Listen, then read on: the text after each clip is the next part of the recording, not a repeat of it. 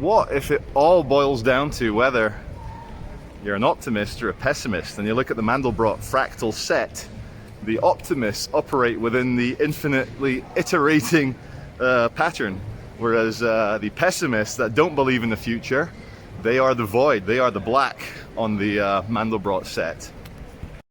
Morning everyone. This obsession with identity politics is a ruse, it's a trick that the nihilists and the people who hate reality are using to try and subdivide people into arbitrary separatist identities. Black, white, Hindu, Muslim, Christian. They're even using sexuality as if that's like important in the year 2020. It's all bullshit. There's only two camps.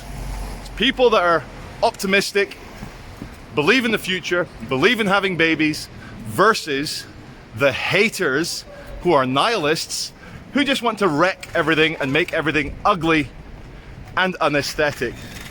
So, there's only one word: war. I've mentioned this before, but BT, British Telecom, really need to be told what idiots they are. All over the city centre, they've created free drug ordering helplines and also junkie crackhead charging stations. All you see, the only people you see using these are people who are wanting to destroy themselves in the most ugly fashion, in the most public fashion possible. Thank you, British Telecom. Okay, we're outside the lower entrance of the Arndale. Obviously behind me there is a vulnerable person with a dog. Looks like a puppy. I want to know your views, my dear viewers, on people in no position to look after a dog, keeping a dog. What do you think about that? I disagree with it massively. I think they should have their dogs taken off them. These dogs should be given to good homes. Dogs have been bred, have been selected, genetically selected for a long time to be an almost perfect personification of a best friend, a loyal, decent, loving, affectionate, stand by you. It's no coincidence that God backwards is dog.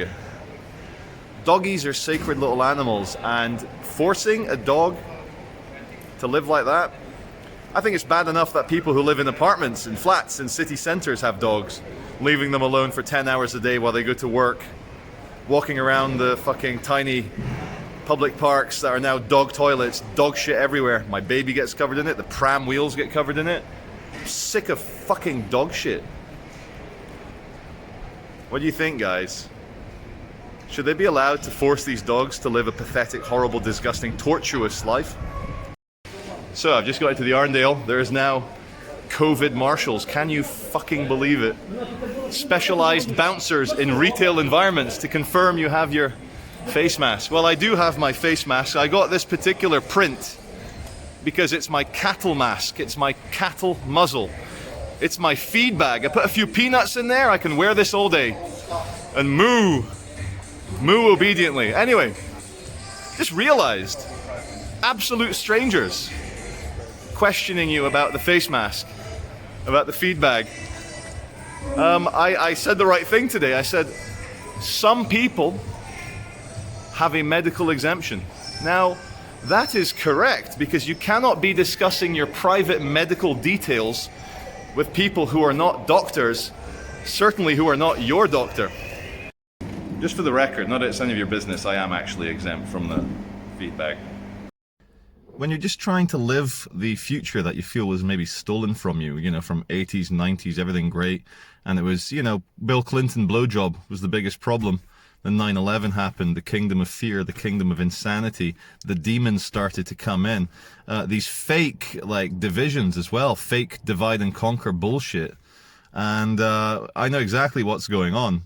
And here's the thing, like, as I said in the earlier thing, like, when your adversaries, and they're confused, they're insane, sometimes don't try and understand them. It's literally, in the bigger picture, they're aiming towards void. Some people are aiming towards infinity. Keep the fractals going, keep reality going, amazing. Have kids, smile, smile, be nice to people. Golden rule, treat others unto others as you want unto yourself. Future, future, future, fertility, beauty, beauty, aesthetics, aesthetics, universe, space exploration, colonizing Europa, colonizing Mars, amazing, sacrifice, future, fighting for what is right. These are the real things. Yet the demons, they want you to think that, you know, LGBT or pro-choice, pro-life, Christian versus Muslim, or Jewish versus this, or materialist versus transcendental idealist. There's only two camps. It's exactly down the middle. You see it in nature, day, night, on, off, black, white, 1, 0, binary, non-binary. You know what I'm saying? But here's the thing. When your adversaries literally want you to feel bad and ashamed for your internal thoughts, because they bring into the workplace unconscious bias training, unconscious this, diversity training, like let's find out what's going on in your inner mind. I'm sorry, but there's a sanctity of your inner soul which belongs to you. It belongs to the people very close to you that you share it to. No one in a corporation or any stranger has the right to tell you that your internal thoughts, which are not action, thoughts are not action. Let's believe this. I have at least 17 evil thoughts per day. I'm not going to go into the isms that I suffer from, but Jesus Christ, I have the most terrible thoughts, but I don't act on them. That's being a human being. Every single man, I believe, has very bad thoughts because you see bad things. You're this evolved Homo sapien. You're here alive because your tribe managed to kill and defeat and maim and tear to pieces the enemies, which is why you're alive today, which is why your genetics made it. It's an unbroken line all the way to the genesis of life on Earth, to the very first cell that you could consider alive. So nowadays, you've got your adversaries. They don't want you you're not allowed to have internal thoughts that are private. They want to uncover your internal thoughts because they don't equate personal thoughts with your own personal sanctity. They think it belongs to everyone in this arbitrary identity politics world. They want our kids brainwashed. They want our kids to be fucking brainwashed on a daily basis through their cartoons, through the films, through the school. Fucking hell, the amount of times I've had to say no to a consent form for things I don't agree with in school because it stinks. It stinks of the modern world. It stinks of trying to change them into something. Well, I just want my kids to run around and be kids. So they want my kids brainwashed. They want me depressed. They want me poor. They want my mum and dad to lose their businesses. I say the generalized, the colloquial mum and dad businesses. My parents are retired, thank God. And so what do we do? Like, you know, if you're not supporting this, like, Black Lives Matter, this Antifa fucking Extinction Rebellion, Greta Thunberg, you know, this fucking...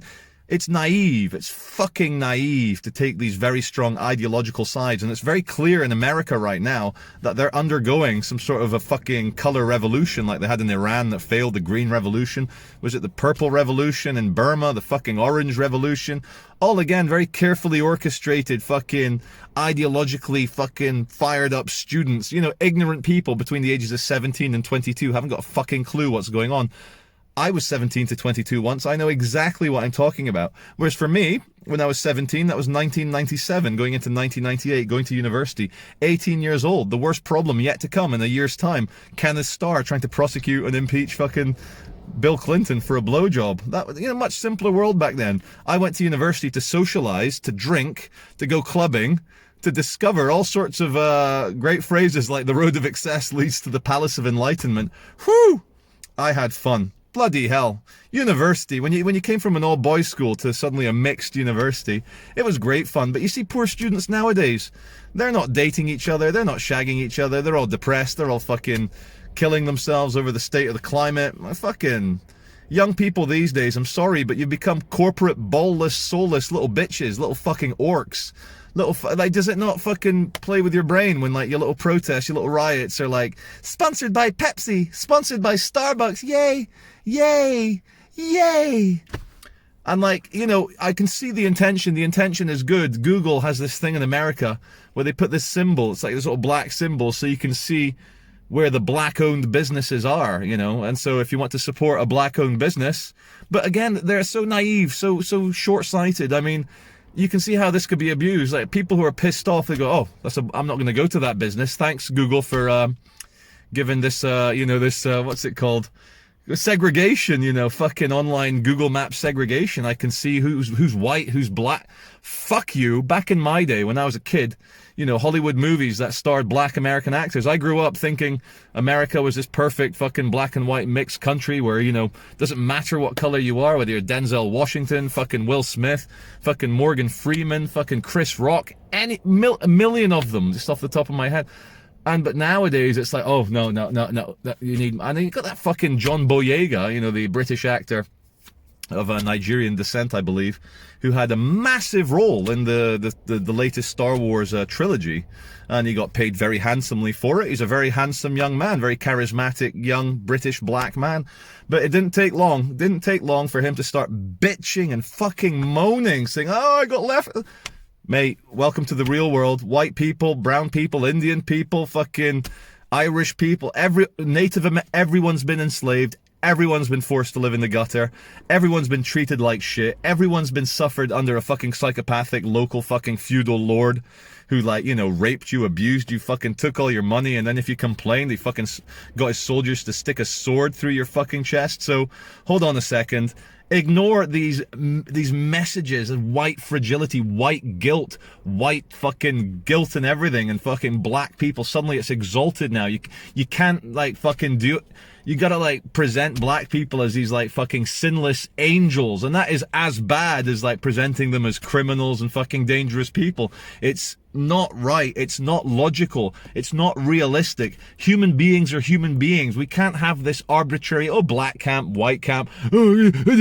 Every single case, whether it's in court, whether it's fucking dealing with some problem, needs to be done on a case-by-case individual basis.